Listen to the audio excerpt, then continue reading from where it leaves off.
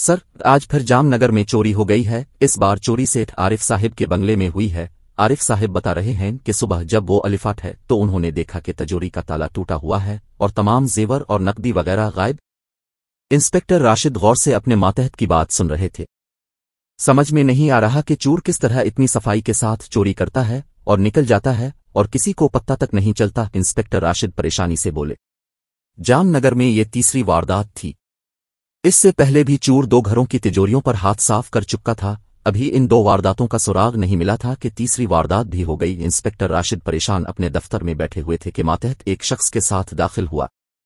इस शख्स ने बताया, इंस्पेक्टर साहब, मैं रात को मोटरसाइकिल पर अपने घर जा रहा था तो अचानक मेरी नज़र 2 लोगों पर पड़ी जिनके हाथ में कुछ कागजात थे और एक शापर में शायद जेवरात वगैरह थे। फिर वो लोग बाइक पर बैठकर रवाना हो गए। वो शख्स थोड़ी देर के लिए रुका, फिर इंस्पेक्टर राशिद बेचैनी से बोले, मुझे इन पर शक हो गया और मैं उनका पीछा करने लगा। वो लोग एक वीरान बस्ती की तरफ मुड़ गए। मैंने एक कागज पर बाइक का नंबर नोट कर लिया था। ये लीजिए। इसने एक कागज इंस्पेक्टर राशिद को दिया। उन्होंने नंबर देखा और कागज अपनी जेब में रख लिया। क्या तुम इस बस्ती का पत्ता बता सकते हो? उन्होंने पूछा। जी जरूर, इस शख्स ने कहा और साथ ही पत्ता बता दिया। आपका मालूमात देने के लिए शुक्रिया।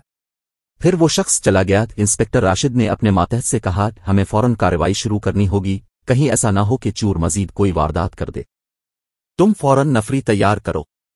Yes sir. मातहत ने सल्यूट किया और निकल गया। कुछ ही देर में इंस्पेक्टर राशिद अपनी जीप में बैठ गए। जीप में इंस्पेक्टर राशिद और उनके मातहत बैठे थे। इनके पीछे कुछ नफरी आ रही थी। एक जगह अचानक इंस्पेक्टर राशिद ने जीप रोक दी।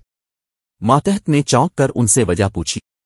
वो देखो, सामने जो मोटरसाइकिल खड़ी है, इसका नंबर वही है जो इस शख्स ने बताया था। इंस्पेक्टर राशिद ने कहा। ओ, और सामने बिल्कुल वही बस्ती है। उनके मातहत ने कहा। ऐसा करते हैं कि जीप बाहर खड़ी करके पैदल आगे बढ़ते हैं। ठीक है सर, मैं गाड़ियों को रुकवाता हूं, जरूरत पड़ी तो बुलवा लेंगे। ठीक है, इंस्पेक्टर राशिद ने कहा। कुछ देर बाद मातहत वापस आया तो वो दोनों आगे चल पड़े।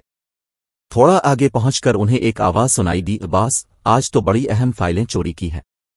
शाबाश, हमें पुलिस कभी नहीं पकड़ पाएगी। हा हा हा।